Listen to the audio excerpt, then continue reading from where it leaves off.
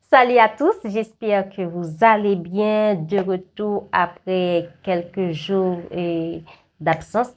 Donc, je ne pouvais pas vous faire de vidéo parce que j'étais vraiment très occupée. Et aujourd'hui, me voilà, je vous apporte une vidéo sur la rupture.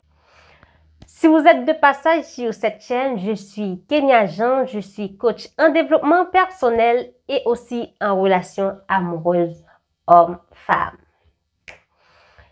Aujourd'hui, j'ai envie de vous parler de la rupture. Je ne sais pas si vous avez déjà vu mes 3 vidéos sur la rupture. La première vidéo, c'est les 7 étapes d'une rupture. La deuxième vidéo, c'est des choses qu'il ne faut pas faire après une rupture. Et la troisième vidéo, c'est des choses qu'il faut faire après une rupture. Et là maintenant, aujourd'hui, je vous apporte ce que vous avez besoin après une rupture. Normalement, après une rupture, c'est vrai qu'on franchit les étapes du deuil d'une rupture. C'est vrai qu'il y a des choses qu'il faut faire pour surmonter la rupture. C'est vrai aussi qu'il y a des choses qu'il ne faut pas faire pour ne pas se blesser, pour ne pas retarder la guérison de la rupture. Mais vous devriez aussi savoir qu'il y a des choses que vous avez besoin après une rupture. C'est essentiel, c'est important ces choses-là. Alors, comme je le disais, après une rupture, il y a des choses que vous en avez besoin. Aujourd'hui, je vais vous présenter 6 choses que vous avez besoin après une rupture. La première chose que vous avez besoin après une rupture, vous avez besoin de prendre le temps de digérer la rupture, de digérer la nouvelle de la rupture, de digérer cette séparation. C'est très important. Donc, vous avez besoin de prendre ce temps pour vous. La deuxième chose que vous avez besoin d'accepter les émotions qui vous envahissent. Je ne sais pas, ça peut être la colère, la tristesse, la peur et de finir seul ou de rester seul et le désespoir. Toutes ces émotions-là, c'est important de les accepter. Évitez, s'il vous plaît, de manger vos émotions parce que ça ne va rien vous apporter. Manger vos émotions, c'est comme retarder la guérison. Donc, normalement, si vous voulez faire le deuil de cette rupture, vous devriez accepter vos émotions. Vous devriez accepter la tristesse, la peur, la colère, les pleurs et toutes ces émotions-là, il faut les accepter. Ne mangez pas vos émotions, c'est très important. La troisième chose que vous avez besoin de prendre vos distances. Je ne sais pas, ça peut être votre famille, vos amis, votre ex. C'est très important de prendre vos distances.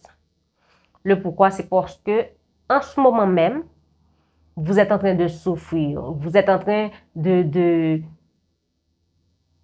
d'essayer de voir ce qui ne va pas. Vous êtes en train d'essayer de mettre les points sur les i dans tout ce qui se passe dans votre tête.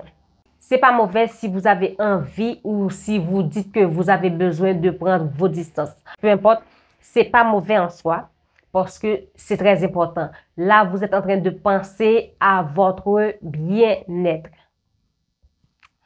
Prendre ces distances ne veut pas dire que vous n'allez pas adresser la parole à votre famille, vous n'allez pas adresser la parole à votre ami, vous n'allez pas adresser la parole, vous n'allez pas sortir, vous n'allez rien faire. Mais tout simplement, je ne sais pas comment vous allez faire. Ça va dépendre de vous, de comment vous vous sentez. Donc, mais ce que je sais et ce qui est important, il est important de prendre ces distances. C'est ce que vous avez besoin à ce moment de la rupture.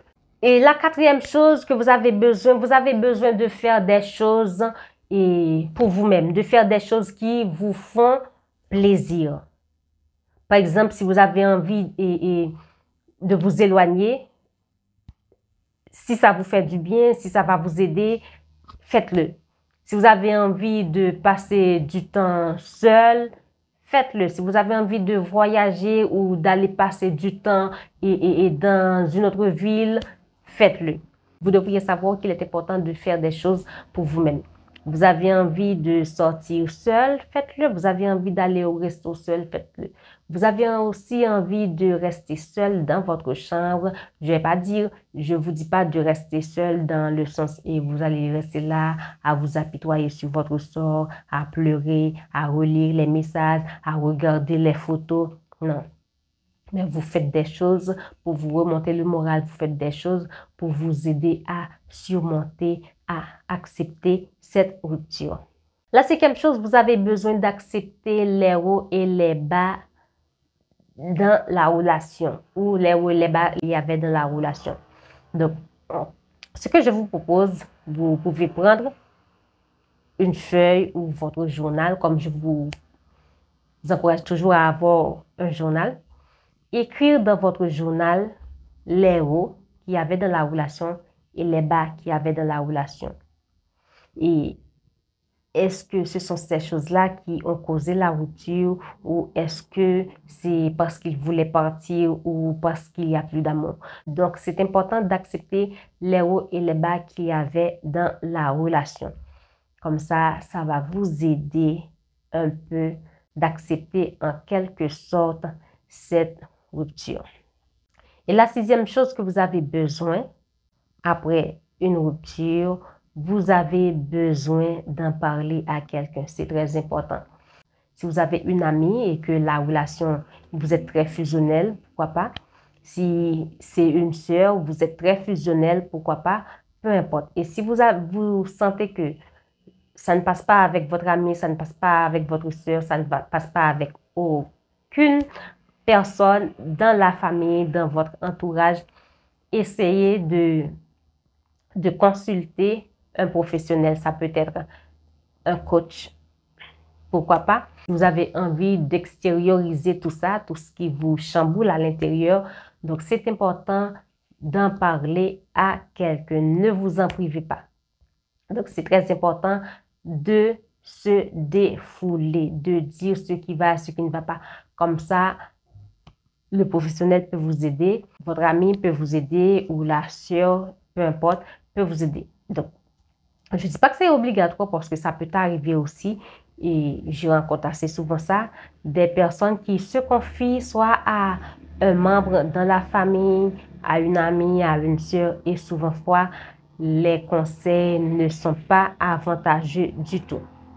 Donc, s'il vous faut des conseils sains, des conseils qui ne vont pas vous jeter dans la gueule du loup, je pense que vous devriez choisir avec soin la personne avec qui vous avez envie d'extérioriser tout ce qui vous passe par la tête, d'extérioriser tout ce qui vous fait mal. C'est très important. Donc, c'était tout pour aujourd'hui. J'espère que cette petite vidéo va vous aider. Si les 6 points que je vous cite là vous intéressent, vous allez les trouver dans la description de la vidéo. Je vous dis à la prochaine pour une nouvelle vidéo.